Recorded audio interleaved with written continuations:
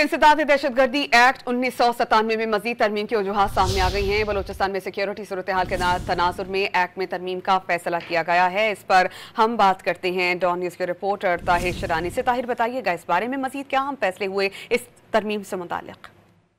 देखें, don news ने पता लगा लिया है कि इंसदाद दहशतगर्दी एक्ट 1997 में मजीद तरामीम की जरूरत क्यों महसूस हुई है।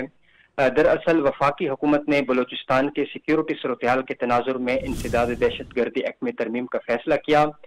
बलूचिस्तान की सूरत हाल मौजूदा कानूनी फ्रेम वर्क से बाहर निकल जाने के बायस सूरत हाल को जानदार रद्द-ए-अमल का मुतकाजी करार दिया गया। वफाकी वजारत दाखिला ने हाल ही में वफाकी काबीना के इजलास में तफसीलात पेश की थी और वजारत दाखिला की तजवीज़ पर वफाकी काबीना ने इंसदाद दहशतगर्दी एक्ट 1997 में तरामीम करने की मंजूरी दी और फैसला हुआ कि इस हवाले से कानून साजी की जाएगी।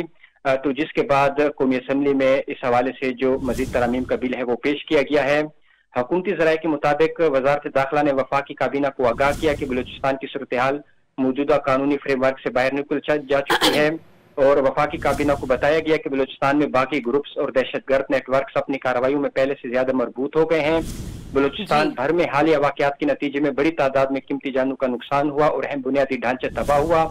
वजारत दाखिला ने खतरात से मौसर अंदाज से निमटने के लिए लीगल टूल्स को बढ़ाना जरूरी करार दिया और इंसदाद दहशतगर्दी एक्ट में तरमीम के जरिए पाक फौज, फोर्सेज और हुकूमत को बाइख्तियार बनाने की तजवीज दी।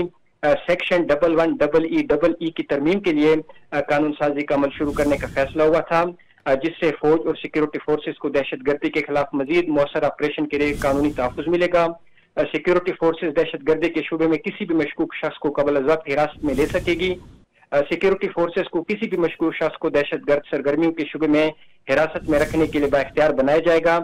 इस सेक्शन में जो है वो एक सनसेट क्लॉज रखी जाएगी, यानी 2 साल के लिए इसको कानून को मौसर रखा जाएगा और ज्यादा से ज्यादा 3 माह तक सिक्योरिटी फोर्सेस और हुकूमत को किसी भी मुश्तबह शख्स को कबल वक्त हिरासत में रखने का इख्तियार दिया जाएगा। जी, बहुत शुक्रिया ताहिर, आपने बहुत मुफस्सिल हमें अपडेट किया इस बारे में।